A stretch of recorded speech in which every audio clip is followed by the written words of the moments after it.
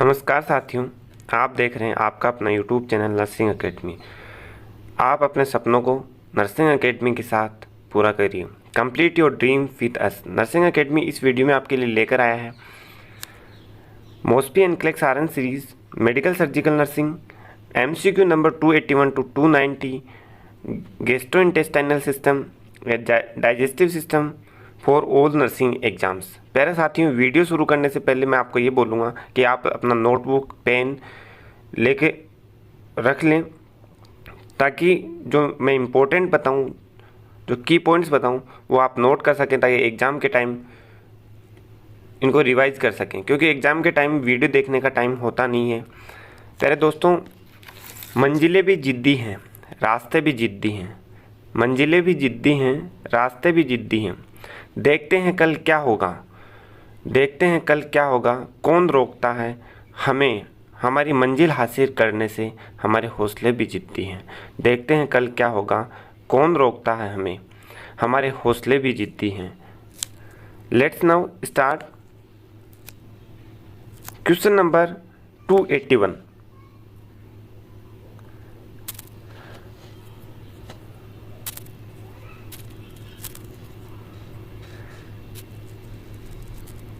A client is diagnosed as having malabsorption syndrome secondary to celiac sprue. Which intervention should the nurse expect to precipitate a striking clinical improvement in the client? एक client है जिसको क्या है, माल absorption syndrome. माल absorption syndrome का मतलब है कि उस पेशेंट के अंदर क्या नहीं हो रहा, एब्जॉर्वेशन में प्रॉब्लम हो गई है। जीआई सिस्टम के अंदर प्रॉपर न्यूट्रिएंट्स का एब्जॉर्वेशन नहीं हो रहा है, जो किसके कारण हुआ है? सीलिएक डिजीज़ के कारण या सीलिएक स्प्रू के कारण हुआ है। Which intervention should the nurse expect to precipitate a striking clinical improvement in this client? इस क्लाइंट के अंदर क्लिनिकल इंप्रूवमेंट के लिए नर्स कौन सा इंटरवेंशन एक्सपेक्ट करेगी? ऑप्शन देखिए। ऑप्शन 1 फोलिक एसिड देगी उसको, ऑप्शन 2 विटामिन B12 है, option 3 corticosteroids, option 4 gluten free diet. चारों ऑप्शन में से कौन सा इंटरवेंशन नर्स को एक्सपेक्ट करना चाहिए? Guess your correct answer. Correct answer is option 4 gluten free diet. क्या देगी? Gluten free diet. क्यों देगी? रेशनल देखिए। रेशनल क्या कह रहा है?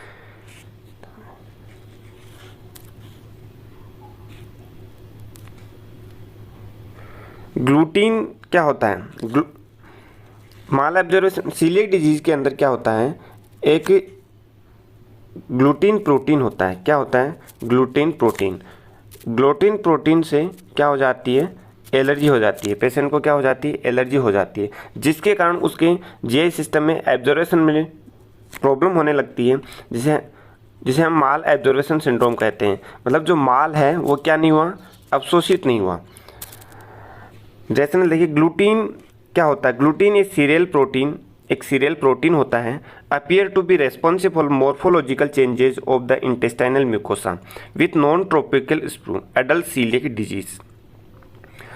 जो प्रोटीन बॉडी के अंदर जाके जो जीआई सिस्टम का इंटेस्टाइनल म्यूकोसा होता है उसके अंदर क्या कर देता है? चेंजेस कर देता है, जिसे हम नॉन ट्रॉपिकल स्प्रू या एडल्ट सीलिएक डिजीज भी बोलते हैं।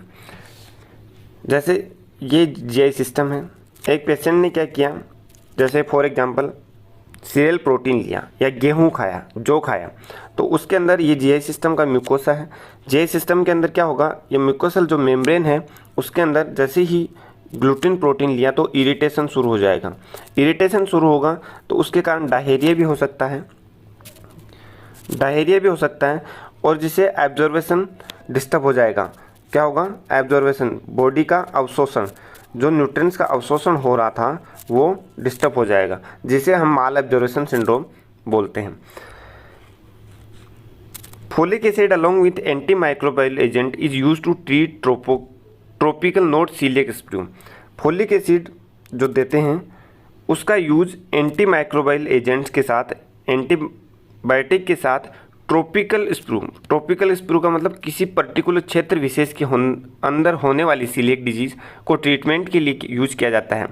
It causes dramatic improvement in tropical sprue.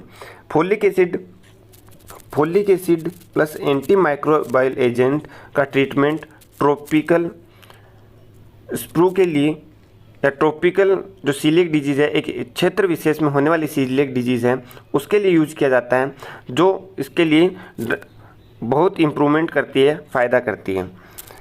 Vitamin B12 में भी एडमिनिस्टर इफ माइक्रोसाइटिक एनीमिया या एक्लोरहाइड्रिया डेवलप। विटामिन B12 का यूज कब करते हैं? जब पेशेंट के अंदर कौन सा एनीमिया हो जाए?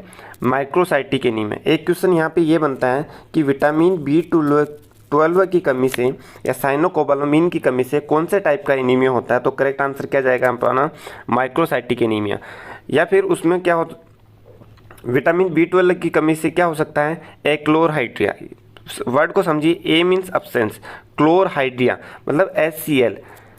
वो क्लाइंट विटामिन B12 की कमी से पेशेंट को एक्लोरहाइड्रिया हो जाता है, मतलब उसके GI सिस्टम के अंदर क्या होगा? Absence of hydrochloric acid, absence of HCl hydrochloric acid. However it does not correct the major pathology. Vitamin B12 इन दोनों को ट्रीट तो करने का काम करता है, बट इसको जो पैथोलॉजिकल चेंजेज हुए हैं उनको करेक्ट नहीं हो पाते। Corticosteroid use may be advantageous with either form of sprue. Corticosteroid भी बेनिफिशियल हैं स्प्रू के लिए, सीलिएक की अदर प्रकार के स्प्रूज के लिए। However this does not produce the dramatic effect evidence by gluten free diet. But जितना ग्लूटीन फ्री डाइट से फ़ायदा मिलता है, बेनिफिशियल होती है सीलिएक स्प्रू के लिए, उतना कॉर्टिकोस्टेरॉइड का उपयोग नहीं है। कंसेप्ट समझिए कि एक क्लाइंट था जो क्या खा रहा था? ग्लूटीन प्रोटीन ले रहा था, उसके कारण उसको क्या हो गया? सीलिएक स्प्रू हो गया। क्या हो गया? सीलिएक स्प्रू हो गया। सीलिएक स्प्रू होने के कारण एब्जॉर्वेशन डिस्टर्ब हुआ, जिसे माल एब्जॉर्वेशन सिंड्रोम हो गया। अब ये क्वेश्चन कह रहा है कि नर्स क्या एक्सपेक्ट करेगी? तो सीधा सा है, जिससे दिक्कत हो रही है उसको हम क्या कर देंगे? स्टॉप कर देंगे। तो उस पेशेंट को कौन सी डाइट देंगे? ग्लूटीन फ्री डाइट देंगे। नेक्स्ट क्वेश्चन है क्वेश्चन नंबर 282। 282 क्वेश्चन क्या कह रहा है? A client is diagnosed with malabsorption syndrome. Which foods should the nurse teach the client to avoid? Select all apply. एक क्लाइंट है जिसको malabsorption syndrome हुआ है, उसको कौन कौन से फूड अवॉइड करने चाहिए? कौन कौन से फूड अवॉइड करने चाहिए? malabsorption वाले पेशेंट को कौन कौन से फूड अवॉइड करने चाहिए? ऑप्शन देखिए। ऑप्शन 1 कॉर्न अवॉइड करना चाहिए, चीज़ अवॉइड करना चाहिए, ओटमील्स अवॉइड करना चाहिए, राई ब्रेड अवॉइड करना चाहिए, फ्रूट जूस अवॉइड करना चाहिए। इनमें से कौन से फूड माल ऑब्जर्वेशन वाले सिंड्रोम वाले पेशेंट को अवॉइड करने चाहिए? Guess your correct answer. सही उत्तर सोचिए, कमेंट बॉक्स में भी लिख सकते हैं आप करेक्ट आंसर, या अपने नोटबुक में की नोट बना लीजिए। बहुत इंपॉर्टेंट क्वेश्चन है। क्या अवॉइड करना चाहिए? ओटमील अवॉइड करना चाहिए और राई ब्रीड अवॉइड करना चाहिए। मीन्स रेशनल समझिए आप, क्यों अवॉइड करना चाहिए? क्योंकि माल एब्जॉर्प्शन सिंड्रोम जो होता है वो किसके कारण होता है? ग्लूटीन। किसके कारण? Gluten protein. ग्लूटीन प्रोटीन जिस चीज़ में भी पाया जाएगा हम उसको माल एब्जॉर्प्शन सिंड्रोम वाले पेशेंट को अवॉइड करने की सलाह देंगे। क्या देंगे? अवॉइड करने की या उससे बचने की, उससे नहीं लेने की सलाह देंगे। अब ध्यान दीजिए, gluten is not found in corn. Corn के अंदर ग्लूटीन नहीं पाया जाता। जितने भी मिल्क और डेयरी प्रोडक्ट हैं उनमें भी ग्लूटीन प्रोटीन प्रेजेंट नहीं रहता। अब ग्लूटीन प्रोटीन प्रेजेंट किस में रहता है? ग्लूटीन प्रोटीन प्रेजेंट रहता है व्हीट, गेहूं के अंदर, बार्ली के अंदर, राई के अंदर और ओट्स के अंदर। ये बार बार कंफ्यूज करता है, क्वेश्चन में हम भूल जाते हैं, तो इसको याद कैसे रखेंगे? क्या ब्रो। माल एब्जॉर्प्शन सिंड्रोम है तो उसमें हमें क्या अवॉइड करना है? क्या ब्रो। भाई से ब्रो को अवॉइड करना है। क्या करना है? ब्रो को अवॉइड करना है। W means wheats, B means barley, R means rye और O मीन्स ओट्स। क्लियर है? क्या अवॉइड करना है? W bro. What bro. W means wheats, गेहूँ से बचो। माल एब्जॉर्प्शन सिंड्रोम में तो गेहूँ से बचो भाई। वीट्स, बार्ली, राइस और oats. Which should be avoided because gluten in their grains is irritating to the GI mucosa. क्यों अवॉइड करना है? क्योंकि ये जीआई सिस्टम है, इसका ये म्यूकोसल पार्ट है, ये जैसे ही ग्लूटीन प्रोटीन जीआई सिस्टम के म्यूकोसल पार्ट के पास जाएगा तो इसको इरिटेट करेगा, जिसके कारण उस पेशेंट को डायरिया या उसका वीकनेस, डायरिया के कारण जितना भी फ्लूइड है उसका एब्जॉर्प्शन नहीं हो पाएगा, वो बाहर चला जाएगा और जिससे उसमें वेट लॉस जैसी प्रॉब्लम्स भी हो सकती है। ग्लूटीन इज फाउंड इन राई bread and should be avoided. Gluten is not found in fruits. तो हम कौन कौन से ले सकते हैं? कॉर्न ले सकता है, चीज़ ले सकते हैं और फ्रूट जूस ले सकते हैं जिस पेशेंट को माल एब्जॉर्प्शन सिंड्रोम। क्या अवॉइड करना है? ओटमील्स और राई ब्रेड्स अवॉइड करनी है। मतलब क्या अवॉइड करना है? याद रखने का कंसेप्ट क्या बताया मैंने? वाट ब्रो, वीट, गेहूँ नहीं लेना मेरे भाई, गेहूँ, वीट्स, बार्ली, राइस और ओट्स। नेक्स्ट क्वेश्चन है question number 283। For which clinical finding should the nurse assess the stool of clients with malabsorption syndrome. ये क्वेश्चन इंपॉर्टेंट है, काफ़ी बार एग्जाम्स में रिपीट हुआ है। एक क्लाइंट है जिसको माल एब्जॉर्प्शन सिंड्रोम है, उसको कौन सी क्लासिकल क्लिनिकल फाइंडिंग नर्स को असेस करनी चाहिए उसकी स्टूल में? ऑप्शन देखिए। Option 1 melena, option 2 frank blood, option 3 fat globules, option 4 crunch jelly like consistency. Means malabsorption syndrome वाले क्लाइंट के अंदर क्लाइंट के स्टूल में कौन सी फाइंडिंग देखने को मिलेगी? Guess your correct answer. सही उत्तर सोचिए, कमेंट बॉक्स में लिखिए अपना सही उत्तर। Correct answer is option 3 fat globules. Rationale देखिए क्यों देखने को मिलेगा, समझिए। क्या होता है माल एब्जॉर्प्शन सिंड्रोम के अंदर जितने भी जो फैट मोलिक्यूल्स होते हैं वो क्या होते हैं, डाइजेस्ट नहीं हो पाते, डायरेक्ट किस में आ जाते हैं? स्टूल के साथ आ जाते हैं। Undigested fat in the feces, जिसे हम स्टेटोरिया बोलते हैं। रिहा का मतलब जहाँ पे भी वर्ड आता है उसका मतलब है कि लिक्विड आ रहा है, सिक्रेशन के साथ लिक्विड आ रहा है या वो बहना। रिहा का मतलब होता है बहना। स्टेटोरी स्टूल के अंदर क्या होना? फैट का प्रेजेंट रहना। Is associated with disease of intestinal mucosa या सीलियक स्प्रू और pancreatic enzyme deficiency. Steatorrhoea fat in faeces किस किस कंडीशन में देखने को मिलता है? जो भी इंटेस्टाइनल म्यूकोसा के डिजीज़ हैं उनमें देखने को मिलेगा, जैसे फॉर एग्जांपल सीलियक स्प्रू या सीलियक डिजीज़ या पैंक्रियाटिक एंजाइम डिफिशियंसी, या जिनमें पैंक्रियाटिक एंजाइम की कमी है। कारण क्या है? जो फैट है वो क्या नहीं हो पाएगा, डाइजेस्ट नहीं हो पाएगा, डायरेक्ट स्टूल के साथ आ जाएगा। Darkening of feces by blood pigments is related to upper GI bleeding. Melena जिसे हम बोलते हैं कि स्टूल के साथ क्या प्रेजेंट है, स्टूल के साथ यदि ब्लड आ रहा है तो उसे हम मेलिना बोलेंगे। क्या बोलेंगे? मेलिना। मेलिना का मतलब है मेल। मेल से हम याद कर सकते हैं, मेलिना का मतलब है मेल। मेल के अंदर क्या होगा? कारण क्या रहता है? मेल कहाँ से आता है? कपड़े की ऊपर वाली सरफेस से आता है। कौन सी सरफेस से? ऊपर वाली सरफेस से आता है। तो मेलिना यदि प्रेजेंट है, मतलब स्टूल के साथ ब्लड आ रहा है, तो वो किसको अफेक्ट कर रहा है? अपर वाली सरफेस को, मतलब अपर जीआई ब्लीडिंग को। यदि मेल कैसा है? लाल चमकीला मेल है, मतलब नीचे वाली सरफेस, क्योंकि कपड़े की कौन सी सरफेस गंदी होती है सबसे ज़्यादा? ऊपर वाली सरफेस गंदी होती है, इसलिए उसका कलर क्या हो जाएगा? Dark pigment. और नीचे वाली सरफेस का जो मेल आएगा वो कैसा होगा? कम गंदी होती है इसलिए कम होगा। और कैसा होगा? ब्राइट रेड ब्लड, जिसका कारण क्या है? Lower GI bleeding. वो किसको सजेस्ट कर रहा है कि ब्लीडिंग कैसी है? Lower GI bleeding. Bright red blood in the stool is related to lower GI bleeding, for example haemorrhoids है, पाइल्स।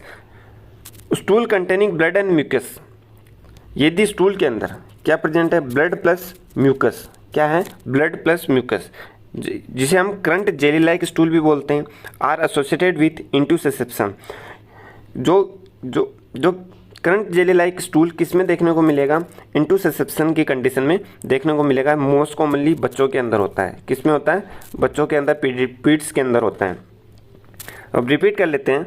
यदि किसी क्लाइंट के अंदर फिशेस के अंदर फैट देखने को मिलता है, फैट ग्लोबुलस प्रेजेंट है, तो वो किसको सजेस्ट करेगा? सीलियक स्प्रू या पैंक्रियाटिक एंजाइम डिफिशिएंसी को। यदि किसी क्लाइंट के फिशेस के साथ डार्क कलर का ब्लड आ रहा है, मतलब मेल आ रहा है कपड़े, तो वो किसको अफेक्ट करेगा? अपर जीआई ब्लीडिंग को। यदि किसी पेशेंट के साथ ब्राइट रेड ब्लड आ रहा है तो वो किसको अफेक्ट करेगा? लोअर जीआई ब्लीड को। यदि किसी पेशेंट के साथ ब्लड स्टूल के अंदर ब्लड प्लस म्यूकस आ रहा है या करंट जेली लाइक स्टूल आ रही है तो किसको सजेस्ट करेगा? मतलब उसमें क्या हो सकता है? इंटरसेप्शन हो सकता है। नेक्स्ट क्वेश्चन अपना question number 284। A nurse is admitting a client with the diagnosis of mall absorption syndrome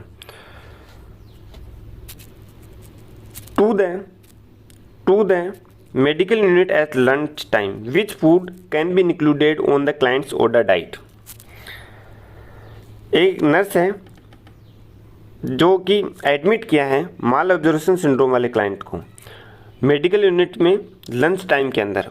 which food to be included, उसकी ऑर्डर डाइट में कौन सा फूड इंक्लूड करना चाहिए? ऑप्शन देखिए। Option 1 breaded wheat cutlet with cheese. Option 2 roasted beef sandwich with pickles. Option 3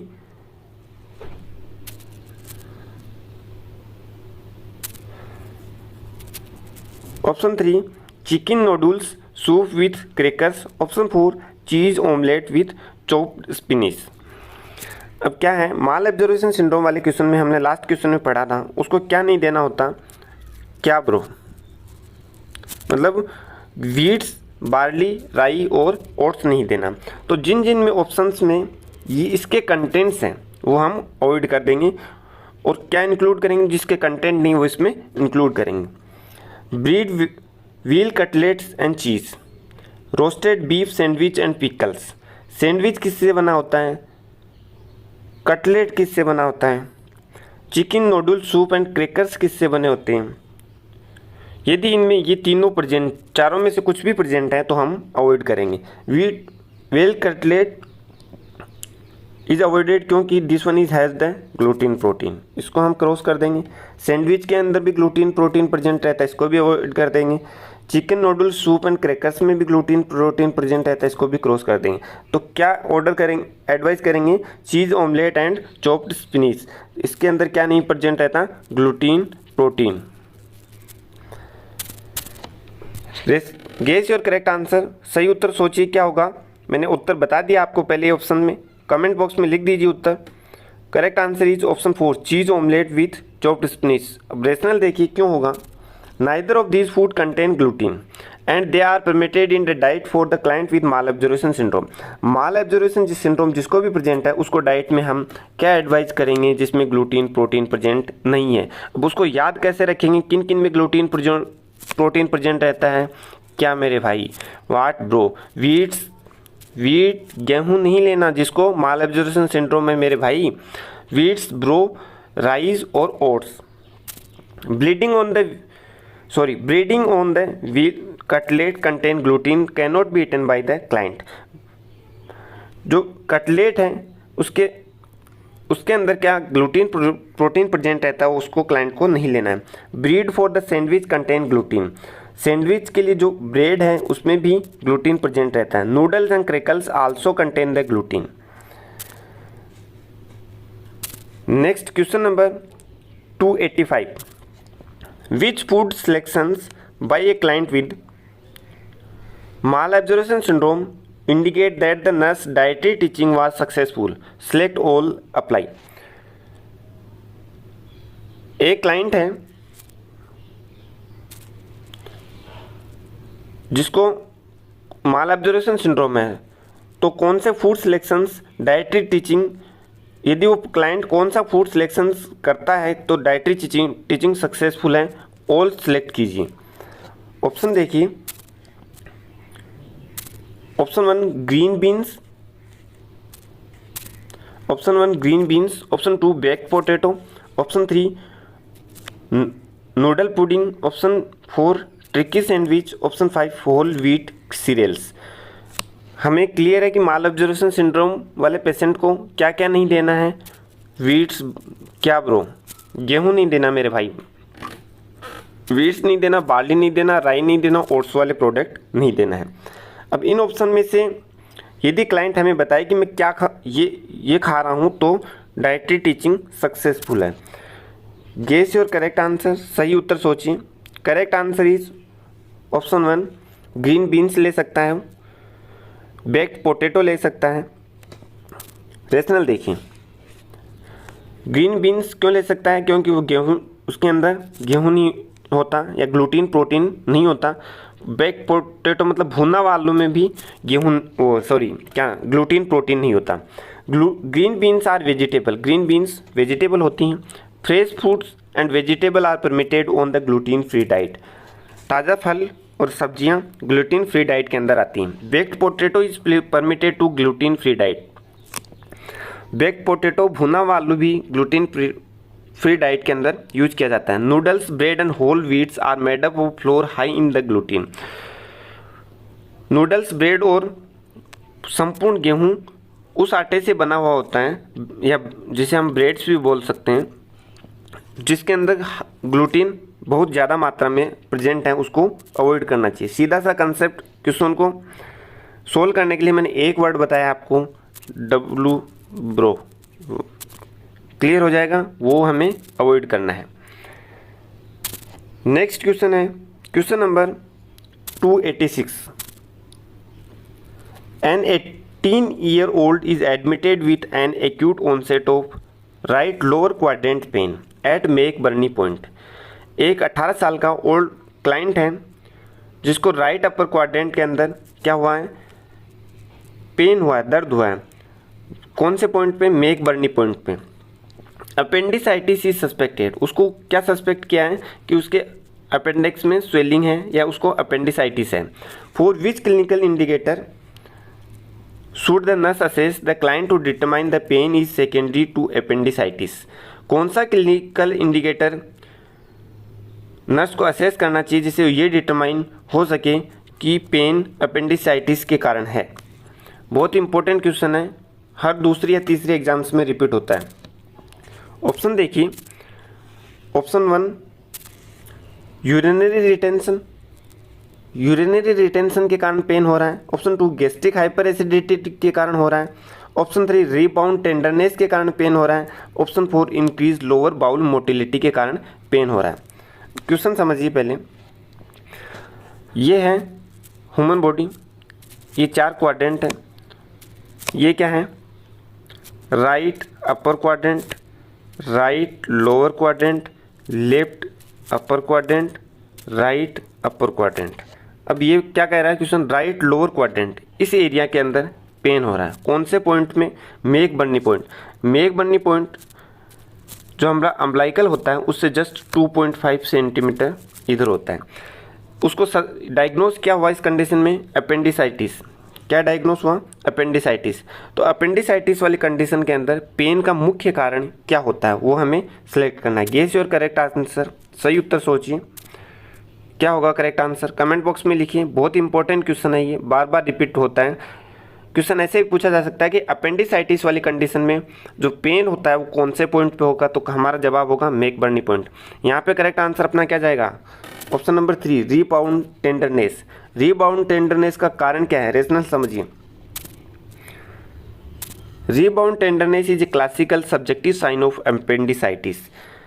question ऐसे भी पूछा जा सकता है कि what is the classical subjective sign of appendicitis, तो करेक्ट आंसर क्या होगा हमारा, रीबाउंड टेंडरनेस। मैकबर्नी पॉइंट पे एक्यूट ऑनसेट ऑफ पेन हो रहा है राइट लोअर क्वाड्रेंट में, तो कारण क्या है, रीबाउंड टेंडरनेस। मतलब urinary retention does not cause acute lower right quadrant pen. Urinary retention के कारण राइट लोअर क्वाड्रेंट के अंदर पेन नहीं होता। Hyper acidity causes epigastric pain, hyper acidity के कारण एपिगैस्ट्रिक पेन होता है, not lower right quadrant pen. Hyper acidity के कारण कौन से एरिया में पेन होगा, एपिगैस्ट्रिक एरिया किसे बोलेंगे, ये बॉडी है, ये क्वाड्रेंट्स हैं जहाँ पे स्टोमक प्रेजेंट रहता है, this one is the epigastric area. There generally is decrease bowel motility distal to the appendix. यदि अपेंडिक्स इन्फ्लाम्ड है या सूजा हुआ है तो उसके कारण बाउल मोटिलिटी क्या हो जाती है, कम हो जाती है, डिक्रीज हो जाती है, ना कि इंक्रीज होती है। Next question number 287। A client who had surgery for a ruptured appendix developed peritonitis. What clinical finding related to peritonitis should the nurse expect the client to exhibit? Select all apply. एक client है जिसका क्या हो गया, appendix था वो rupture हो गया है उस और पेरिटोनाइटिस डेवलप हो गया। इस पेरिटोनाइटिस पेशेंट के अंदर कौन सी क्लिनिकल फाइंडिंग नर्स को एक्सपेक्ट करेगी? सिलेक्ट ऑल अप्लाई, निम्न में से सिलेक्ट करनी। ऑप्शन देखिए, option 1 fever, option 2 hyper activity, option 3 extreme hunger, option 4 urinary retention, option 5 abdominal muscles rigidity. अब पेरिटोनाइटिस कंडीशन में क्या क्या देखने को मिल सकता है? जहाँ पे भी इन्फेक्शन हो, आईटी शब्द हो, वहाँ पे फीवर और या इन्फेक्शन वाला ऑप्शन करेक्ट जाएगा। कौन सा? याद रख लेना, आइटिस वाला वर्ड हो तो फीवर करेक्ट होगा। Guess your correct answer. अब अपना उत्तर सोचिए, मैंने हिंट दे दिया आपको। Correct answer is option 1 fever and abdominal muscles rigidity. हमने लास्ट वाले क्वेश्चन में पढ़ा था कि अपेंडिसाइटिस की कंडीशन के अंदर जो मसल्स हैं राइट लोअर क्वाड्रेंट की वो क्या हो जाती हैं, रिजिड हो जाती हैं। तो पेरिटोनाइटिस वाली कंडीशन के अंदर क्या होगा? रेशनल देखिए,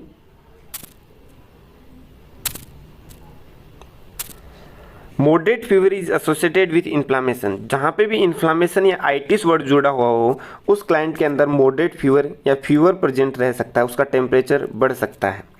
of the peritoneal membrane, peritonitis के अंदर, पेरिटोनाइटिस बोलेंगे किसे? आइटिस मतलब inflammation, पेरिटोन means peritoneum, peritoneum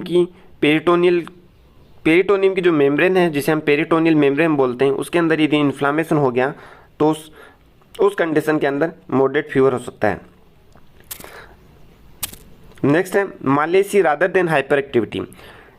infection की कंडीशन में पेशेंट हाइपर एक्टिव नहीं होता, उसके काम करने की क्षमता ढीला हो जाता है, जिसे मेलेसी बोल सकते हैं। Option associated with peritonitis.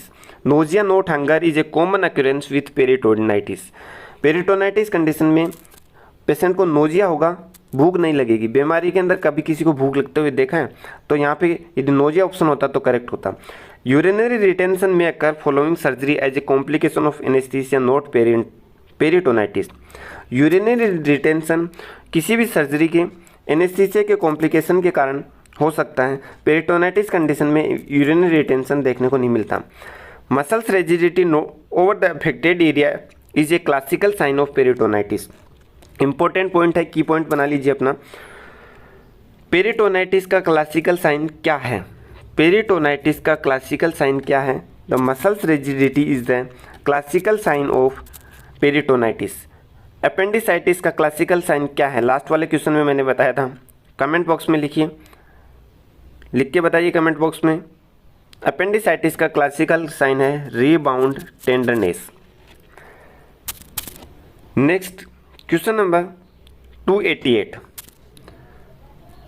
A client has surgery for a perforated appendix with localized peritonitis. In which position should the nurse place the client? एक पेशेंट है जिसका अपेंडिक्स परफोरेटेड हो गया, छेद हो गए, फट गया है और उसको पेरिटोनाइटिस हो गया। क्या हो गया? पेरिटोनाइटिस। उस कंडीशन में पेशेंट को कौन सी पोजीशन एडवाइस करेंगे? ऑप्शन देखिए, option 1 Sims position, option 2 semi Fowler position, option 3 Trendelenburg position, option 4 dorsal recumbent position. कौन सी पोजीशन एडवाइस करेंगे? Guess your correct answer. सही उत्तर सोचिए, ये भी इंपॉर्टेंट क्वेश्चन है। अपेंडिसाइटिस वाली कंडीशन में पेशेंट को कौन सी पोजीशन दी जा सकती है? Correct answer is semi Fowler position.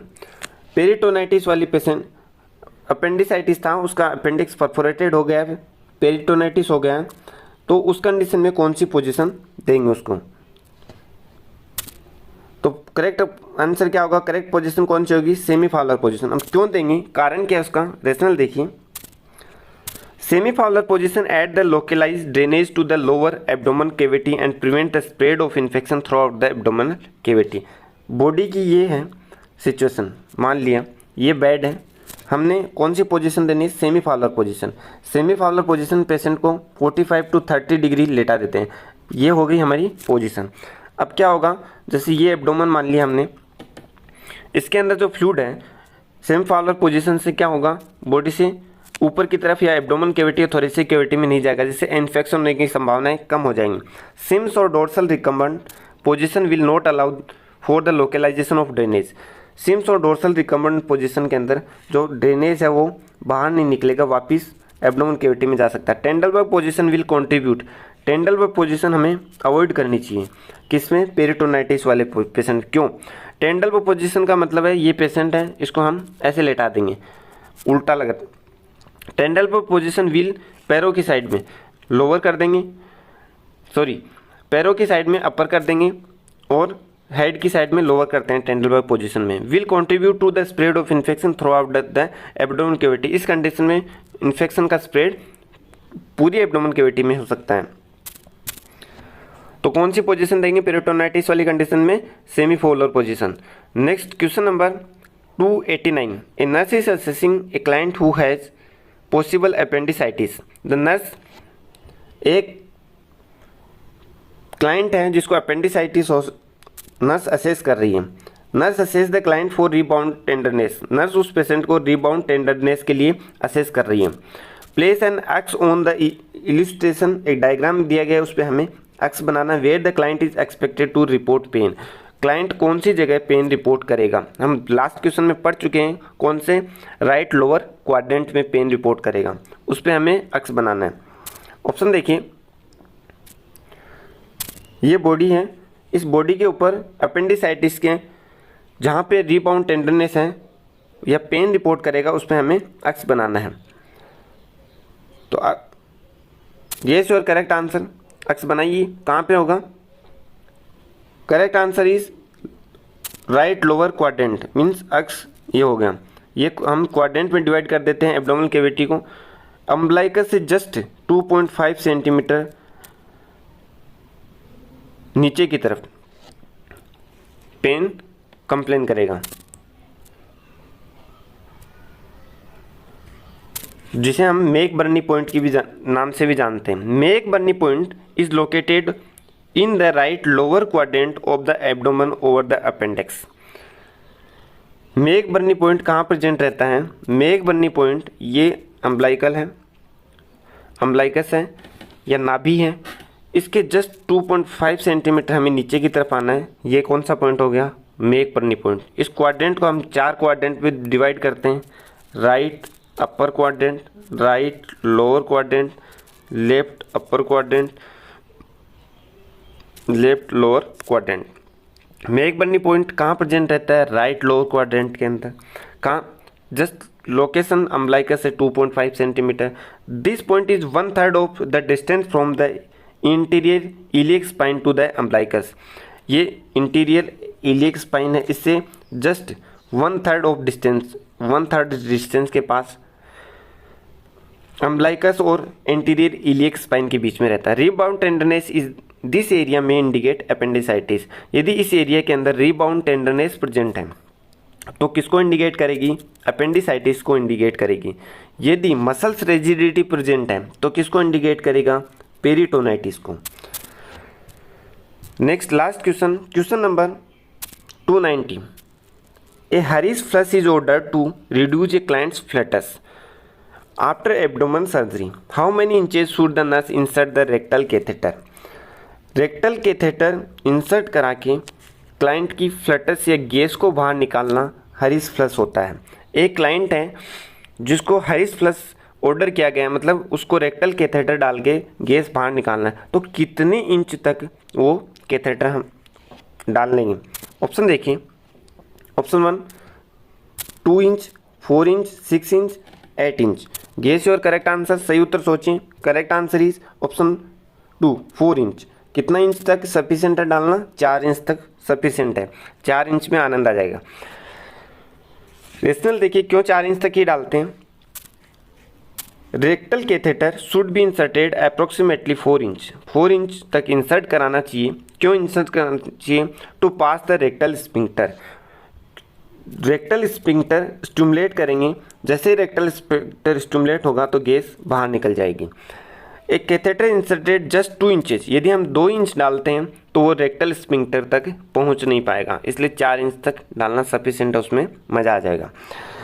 This में डैमेज द इंटेस्टाइनल म्यूकोसा। यदि हम 6 से 8 इंच डाल दिया तो वो इंटेस्टाइनल म्यूकोसा को डैमेज कर सकता है। मीन्स टोटल बात है कि एनस से रेक्टल स्पिंक्टर 4 इंच ही अंदर तक होता है, उसकी डिस्टेंस 4 इंच है, तो हम कितना डालेंगे? 4 इंच तक डालेंगे। हरीस फ्लश किसे बोलते हैं? रेक्टल कैथेटर डाल के गैस बाहर निकालना हरीस फ्लश होता है।